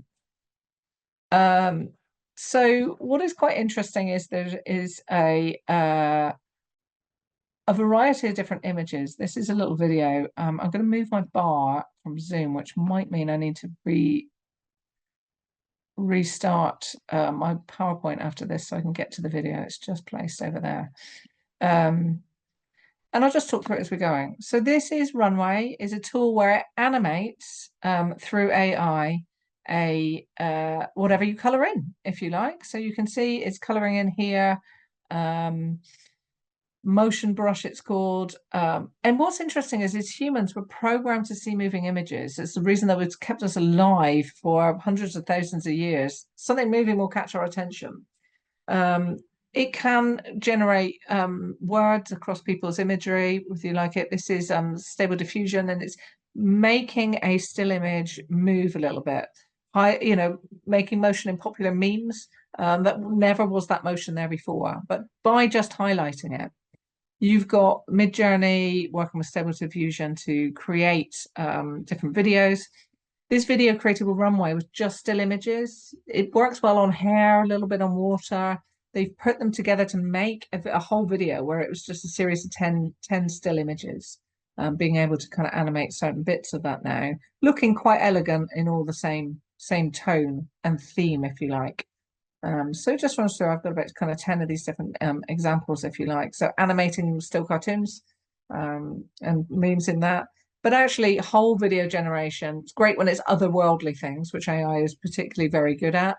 But you've got movie trailers now being, generated entirely by AI. You've got voice to text to video being made, profile pictures coming to life. I think that's plenty. So I've given you the access to this kind of full tweet, if you like, stream within this. But I thought it was just interesting when we are looking at communicating and grabbing people's attention. We're not talking about generating whole images. We're talking perhaps about animating a few of them to grab people's different attention. So I'm moving on through the deck, which is great. We know that AI is being baked into almost every text or visual facility. I think every LinkedIn post now you can rewrite with AI. Two of the main ones, of course, are things like Canva, where people are using it to create branded imagery, and the Adobe suite, Photoshop. So you can select an area now. You can say, I actually, want to generate it in this way, generate jungle. And instead of having to find the image of jungle and cutting and paste it within there, it starts to auto generate it for you in terms of that. So we're seeing a really elegant way of being able to use AI in imagery that's baked into tools that we're already, perhaps familiar with using. Then we come on to some more sophisticated uses, which are more kind of generative AI focused. So there's a range of different tools that are doing automated video generation, like text into videos. And I think this is really intriguing.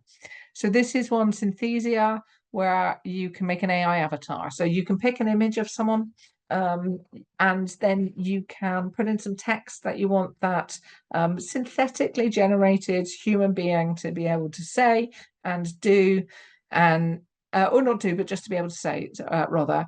And then you can make a video. This says create a free AI video, gives you a short clip for free. They're all paid services, of course. But what I think is interesting about this is if you've got a protocol where you have to communicate in a variety of different languages, in seconds it can turn it into any one of 120 different languages. And I think that's really powerful for being able to look at how do we enable better presentational quality in multi-language really swiftly. Really important when you're trying to get quick messages out.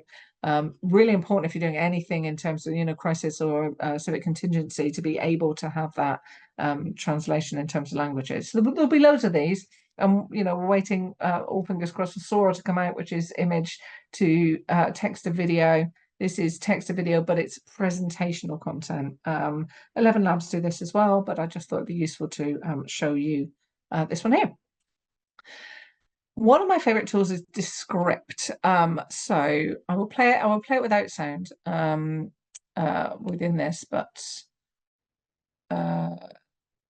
I think I might have just taken the screen grab for you here. So you can see that a video file that you may upload will give you a textual file alongside, which I think is super interesting, because the textual file with a tool like Descript allows you, I want to take out all my filler words, all my ums, ahs, ers, and it will take them out of the whole documentation automatically. So by editing the textual version, you can edit the video, and I think that's super powerful. The other thing it does here is put in branded subtitles. So I've just used a screen grab here where we've uploaded an MP4, we've put our brand identity on it.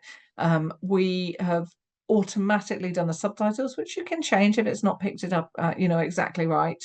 In your branded colors, in your branded style, that will hop across that keyword as someone is talking within that. So I think this is just really interesting. And this is one of the tools people say, we're not using AI. But oh yes, we are using Descript in terms of that. So it's one of the more powerful and stable, because it's been around a couple of years and has some good investment behind it, video tools.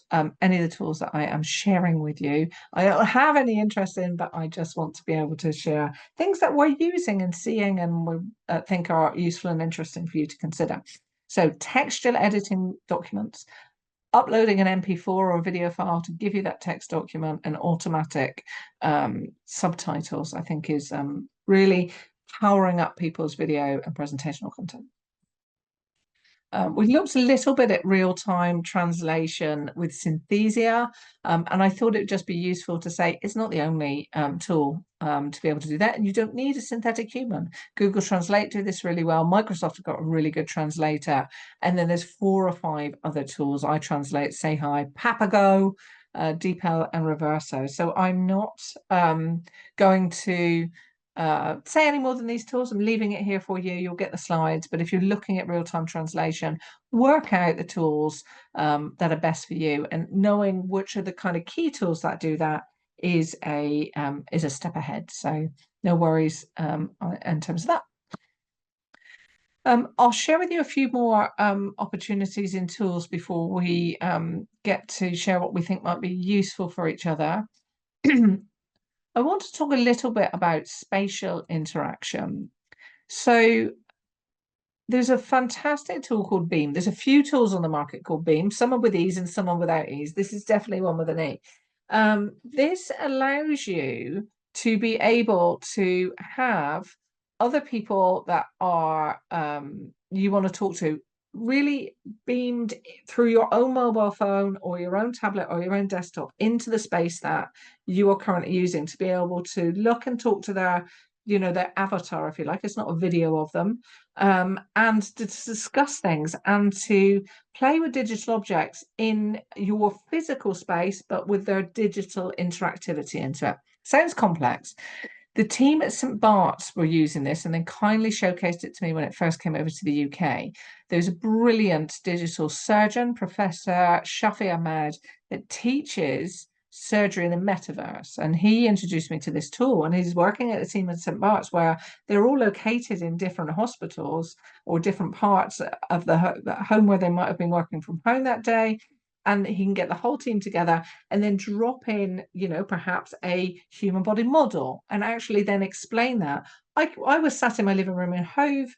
He was in the hospital. Some of the surgeons were in different rooms in the hospital, and we could all look at this digital model, and we look at it through our mobile phones. So I'm in my lounge, but holding up my phone, I can look at it and move around it as he's explaining and as he's moving it around. And it's great for teaching the facilities that he was, but I love the fact that actually in town planning and in placemaking, you can drop a digital model, and then you can all, instead of flying around it in VR where you're all separate from each other, you can use tools like this and walk around it and pick it up and change it and stretch its shape and be able to look at things quite differently. And this is spatial interactivity. We think the future of a lot of web will be spatial. It's documents at the moment and web pages and HTML. And actually there are other facilities now that are coming in that allow you to see and hear each other when you're near each other on a web page, spatial internet. And we're getting spatial mobile tools now where you can drop digital objects and see each other in the same space. And I wanted to share that with you. There's a range of different tools and facilities that will do this, but here's one that is being used in surgery and being investigated, and I thought it'd be just useful to share that with you in our journey. We know that AI has been used for coding support. It's one of its kind of top 5 uses. In coding, it will look at debugging, it will look at code writing, learning and understanding new concepts, reviewing code and best practices, looking at kind of solutions, brainstorming and algorithms. I always like to back test code. I used to work in central government, whereby we would translate things into Welsh language and then we get a back translator to translate it back, make sure it did what it said. I'm using code to be able to look at actually when you're asking it to code something particularly, making sure that absolutely works outside of the application, to be able to test that. But it is helping people understand writing concepts and learning concepts much more quickly.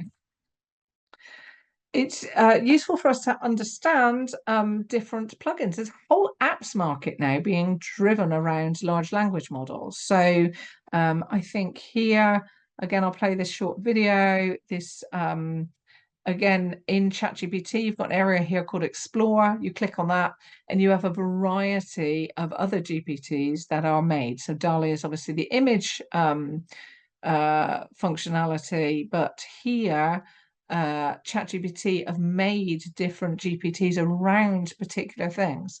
I mean, I'm not sure there's a big call for Laundry Buddy, but they've brought that mocktail mixologist. Somebody has made, and ChatGPT have surfaced that in terms of actually looking at different opportunities for people to create their own ChatGPTs, which is now, you know, really very easy to be able to do. So I know, for example, that I write a lot of copy. I write a lot of copy as a consultant, and therefore I wanted to be able to create my own, you know, content model to be able to do that. And it's just been playing that video. So you've got to create a GPT for yourself of your own specific purpose. In that area Explore that I've just shared with you, it says, I'd like you to build a ChatGPT, and you have a builder, so you test it, you feed it enough information to look at its certain design and style, and then it will build you your own version of that. There are other ways of being able to get your own brand or tone of voice, or a facility where you've got a whole academic log of information and you want to build that into a ChatGPT and to be able to interrogate it in that way are some of the use cases that we have seen from that. I created one, Creative Catalyst. I write a lot of consultancy articles, and I find that my own style is a little dry. It's too near ChatGPT to start with. So what I have done is created my own ChatGPT. I've trained it a little bit about consultancy. It came out, it was too boring. I made it a little bit more friendly. It made it too friendly and too informal, and we brought it back to somewhere in between. But you've got this, and then you've got the ability to share it with different people in terms of anyone who's got the link, or you can make it public. So there's this whole plethora of apps being made by people or being made by organizations that are going into the public domain, and we'll see the rise of the LLMs and the different chatbots. But I use one for my own writing. And just to say that I know that I work with a consultancy, and they have taken their book, their mantra, their kind of doctrine, and they've put it all into the ChatGPT, and they use it for onboarding, and they use it for new staff to share with them those particular facilities. So that's writing in your own tone of voice. Right. So I wanted to give you this kind of tool suite if you've not been exposed to it, and I'd really love a similar discussion to the ones that you have had before. I'm going to put you on a different board though, so don't go just yet, and the team will be able to put you into teams. I think they're looking at teams of 8 or 9 now, and again you'll be put then perhaps into a different team breakout room. Again, remember that number, because the thing that we are going to do, again, we've got the sign up. If you've not used it, that shouldn't be there now if you've had trouble going into it. So what I've done is I've created a board again, similar looking to last time, but on the left hand side I've put these different resources, these different tools, because what I'd really like to understand is from the tool uses. So this morning we were looking at what you need to do in your organization. This is just tool uses. What do you think is important for you in these kind of tools that I've shared, or other tools that you might know of to look at in your organization? So we're going to have a discussion there. I think we might make it shorter than the kind of 15 minutes or so. But what I will do first is I will stop share, and I will put the link again in the chat here, and let's just see the time before we allocate you all to rooms. But really interesting to have a look at. You need education to remove the fear of AI. That's exactly what we're doing today. Well recognized, you know, saving money, you know, it's going to have, and on time, it's going to have different outcomes. Great to understand that. Research, productivity, efficiency. I love that Team 3 have gone for auto generation of meetings. My favorite use of AI, to be able to do that. The other thing that can do is you might not be able to go back to that meeting now after a week, and you have an absolute accurate record very swiftly of being able to, you know, to be able to jump into that. some great points here. What is really interesting in reading some of your key points in some of the tools is how different they are from each other. We're all from different organizations. There's not one screaming thing here that everyone said, oh, we absolutely all need to do this. Do you see the use cases are all different for all of us, right? There's still some questions how we can operate AI into improving products, but there's lots of a few of you have picked up on translations, which is really great to hear and understand. But I'm going to leave that be. Feel free to add any more to it. And again, we'll do that smart thing of exporting it as a PDF and having that for you post this session as well. So I'm going to just stop sharing this here and go back in. So we are just coming up to the top of the hour 12 when we'll close out this session, but there's a few more things that I would like to share with you. So I'll just go back into my deck, share that. It's coming through now and put it on the main screen. Great, great, great. So I'm going to just check out and get a thumbs up from Gillian that everyone can see my screen again. Great. And then hide some of your beautiful smiling faces. So I can see my screen to share with you. So thank you for getting stuck in. I hope that you found that useful is embedding the information that we talked about this morning and looking at it for you in the key actions for you, and that'd be most useful. And we'll share that as a resource for you after this too. I wanted to talk a little bit about how we bring in digital innovation, because everything that I've been talking to here are all different tools in the second half, and you're like, oh my goodness, that might cause more expense. So let's just unpack that a little bit, because there are other ways and means of bringing innovation in, right? So how do you bring in digital innovation? Well, part of that is training, and that's some of the things that we're doing today is coming to workshops and understanding that education and literacy.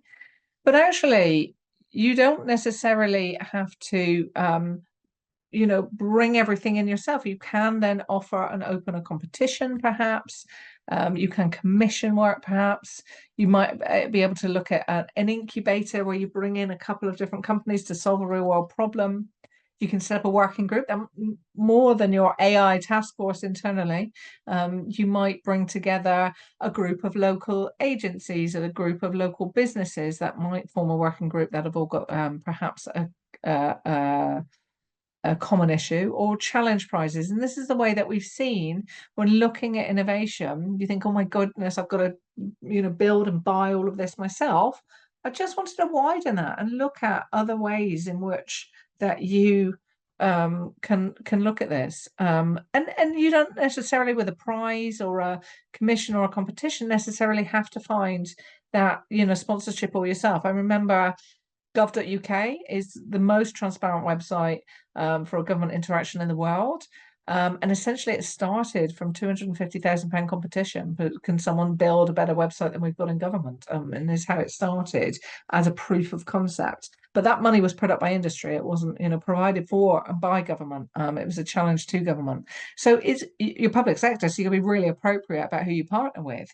But I wanted to let you know that we need innovation, we need these changes, but it doesn't have to be born all by your own budget. And there are ways of being able to look at that. So there's, of course, kind of grant funding as well, and being averse of understanding what grants are available that might be able to help and trial some of these solutions in your organization too. So pulling this all together in the short term that we've got left today, what does all of this mean for us?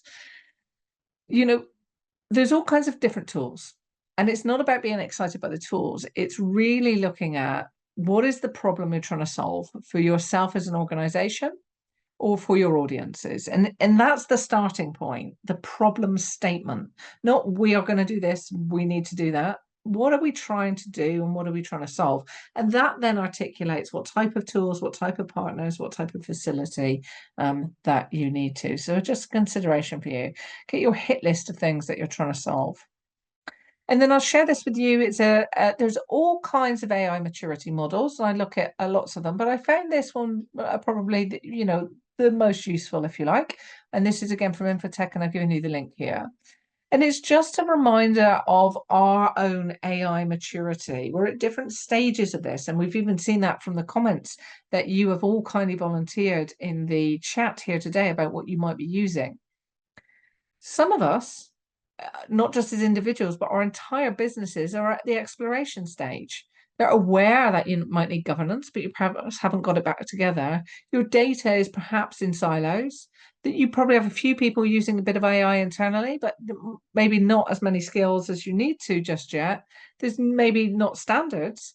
And actually, there's not necessarily perhaps dedicated infrastructure or tools. That is where a load of organizations are. They're at the exploration stage. And I wanted you, well, there's this noise, fast buzz, and attention all about AI, is to understand that we're all on different stages of the journey. And it's okay that you're just starting out this process. You then, move forward to something like incorporation. I won't read out the whole model, but of course, then you're looking at skills, you're looking at different specific business outcomes, you're looking at what tools can just do a proof of concept. And as you move up those maturity levels, AI and data and technology infrastructure, of course, becomes more embedded. So this is just a model. It's one of the ones that I think is useful to describe maybe 5 stages of AI maturity. You can make your own, right? For your own organization or your business, or you can use something like this and say, we are here, but to be able to get to even incorporation, we need a governance model. We need a task force. We need to try perhaps a tool and look at its use cases. So look at where you are. Look at where you want to get to, and look at what are the interventions that will be able to get you from A to B. So just a way of being able to look at it. What are the steps that you should consider? One of the things that we wanted to look at here is to give you enough material to be able to consider what you're going to do next within your business. So you need to look at and consider what is the problem really that you are trying to solve. Is about establishing, yes, those responsible AI principles, ethics, governance.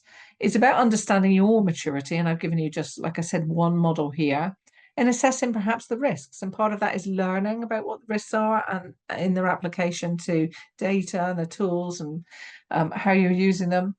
And then about really prioritizing those kind of key opportunities. The Unilever People Data Center, their internal research and insights lab, had one criteria, which is I'm only working with the teams in the Insight Center from the services in Unilever that actually have the capacity to apply what we need to apply. Having worked within Lambeth Council as a Chief Digital Officer and Director of Residence Experience, we had 111 projects when I already joined, and we had to look at and to work through the criteria. Is the budget, is the service team up for, got capability and capacity to be able to make these changes happen? Does it give the most value to our residents? Can it be done really quickly and get a proof of concept out the door? These are all the types of criteria that you can consider when you're looking at what is the next opportunity, and you have to pick the ones that are right from you. I've given you some common ones in terms of looking at prioritizing what's next for you. In terms of people, it's either upskilling, it's buying in or partnering with people who have the skills to be able to, help you get that within the business. A couple of different ways there. And learning, testing, knowing it's experimenting, learn, test and iterate, little proof of concept or try it in one area is working really well. Let's spread it out across different areas. And then, finally, that piece of looking at investing or developing in tools for solutions, that comes almost last, right? It's looking at everything else first. So this is very quick, if you like. I'll call it a roadmap, but just a little bit of process for you in looking at how can I go about this and what are the things that I should be doing next. So the last thing that I want to ask you is exactly the same question I asked when we came in, is I understand what I will do next to further AI in my organization, because I've shared a bunch of things, you've shared a bunch of things with each other, and we really want to see if that has made a difference. So it's the same question, and there's two polls. There's a separate and second poll. Again, please use your mobile phone and your QR code to jump into it, or to go into the Slido, and the team are going to display the results here, right? Now, we know it's not exactly like for like. We know that we have perhaps a different number of people. So it's not equality to each other, or do the due diligence on that. It's just a benchmark, isn't it? And it's just a useful temperature check to understand whether we've been able to, shift a little bit in just the morning that we've had together in terms of being able to look at, some of those ideas for you. It's still working through a little bit here.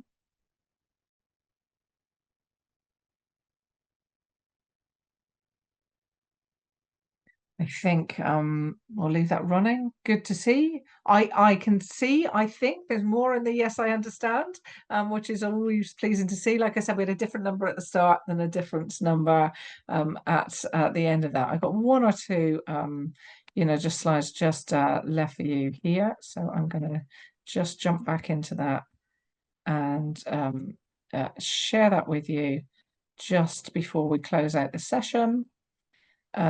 So we've gone into that last slide. So a little bit in just kind of, further resources for you. We've got a few minutes left together. I've given you here a link to HMG guidance on the 10 principles of AI and generative AI. So they are available on HMG. I've sent them out. Microsoft's got some pretty decent strategy guidance. There's a whole piece around it, a whole PDF around it. So I've given you some access to that here. I thought it'd be useful to have a look at leading. I mean, the AI roadmap at the moment is thousands and thousands of different types of tools, but I thought this handy little slide, again, from Infotech, kind of grouped them together in terms of the main ones that we know and trust and are playing with. So I thought it'd be useful for you to see them in image, audio, cybersecurity, video, data, and enterprise software. So it's coding and text on the left hand side as well. So just some groupings in terms of like leading AI venues. There's lots and lots and lots of different tools and more coming out every day. I guess the things that are next for public sector, which I think is really interesting, is behavioral nudges. And I've given you a link here to this overview in this map. So I think this is quite interesting in being able to bake opportunities to help people help themselves, whether that is self-prescribing in terms of medication, whether it is trying to get them involved in different activities. We know that a lot of the work that we do in public sector is really about behavior changing. We know that AI can perhaps do that kind of personalization at scale piece. So just wanted to give you a little view and a resource on that in terms of behavior. And I guess the two large categories that are actually being used at the moment, but are also looking at for being used within the public sector that are really mooted, is in terms of fall prevention and flood protection. So getting data and analytics, like we did the fire protection. How does this happen over time? How is it likely to happen? Are there attributes that we can start to map to be able to, predict and analyze? And then in that fall protection piece, that financial institutions are really good, and I've got that baked in, but it's coming more now into public sector, into being able to use that AI in that case. So that was everything that I had planned to share with you. I put a separate QR code up here that if you instantly wanted to download these slides, this will take you to a short form just to say, yes, it's okay, I can send them to you, and they pop up on the screen for you to download. Equally, I've provided these in PDF, and all the links within it are clickable for everyone to be able to use and see. And I've provided that to our leading support team, Northwest Employers, here today to be able to provide that post-event. And I think, guys, we'll have to add the 2 screen grabs to it. But if you're heading into an AI meeting this afternoon and you needed these immediately, I wanted to give you the opportunity to download them while we're here. But that is, with sort of 4 minutes to go, everything that I had planned to share with you here. I've had a look through the questions. What it was wonderful is to be able to look at and see and understand the great work that you're already doing, from Liverpool University to all kinds of tools that you're using. And thank you for being so generous and sharing that with us. I think we'll be able to look at that, and I'll work with the team to see, how we can share that in terms of looking at all those examples for you. There's one question that came up, of course, in adult social care about removing human connection, and we were having a debate about that in the break in terms of looking at that question and understanding. Actually, we're trying to look at how AI can help remove perhaps or support and make quicker and more productive the administration of adult social care, but not about removing the human connection, which is still so vital and so necessary. So I wanted to reflect on that point that Melissa put in here. I don't think there's going to be much time to be able to address any other questions in this, but I wanted to leave a few minutes at the end in case of closing remarks from Gillian, our chair today, and to say thank you so much for your time, attention, attendance, and getting stuck in to sharing with each other. You all need to collaborate, and I'm happy that we made a small facility for you to be able to do that today. Back to you, Gillian, in case you wanted to say anything closing. Thank you. Tiffany, huge thank you. As you say, not much time left, but I think in terms of the journey that you've taken us on and the extent of the information and knowledge that you've shared, that's been absolutely phenomenal. So huge thank you. And you can hopefully have seen in the chat as well, colleagues saying an absolutely brilliant session, super helpful, all those kind of tips there as well. Colleagues have shared, but I think certainly in terms of what we set out to achieve around information sharing, in terms of myth busting, and in terms of the real practicalities of how we can utilize AI in so many forms. But as you rightly say, public sector, we're about people, and this is about how we be more efficient, more effective, but actually do that for the communities and the residents that we serve. And that is ultimately, obviously, why we do what we do within and across the public sector. So huge thank you to Tiffany, a fabulous session. Great that we've got it recorded so that we can share the link. The slides, again, will be available. And if you're super keen, as you say, you can download them straight away. So that is fantastic as well. So huge thank you to yourself, Tiffany. Great work. And it will be brilliant to keep the conversation going with you going forward.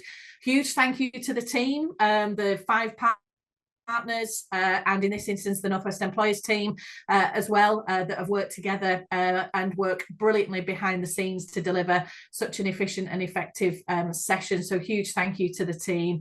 Huge thank you to everybody who have been with us for the morning. And as we always say, please do let us know your feedback. Please, if you can, take a couple of minutes just to feedback to us, because we constantly want to hear what's working well for you, what we can continue to improve as we go forward with the masterclass series going forward. And in terms of the next masterclass, 19th of July is when we would look forward to seeing you again. As you can see on the screen, the focus there is around creating a restorative, just and learning culture. So it'll be fantastic to see colleagues as part of that next month.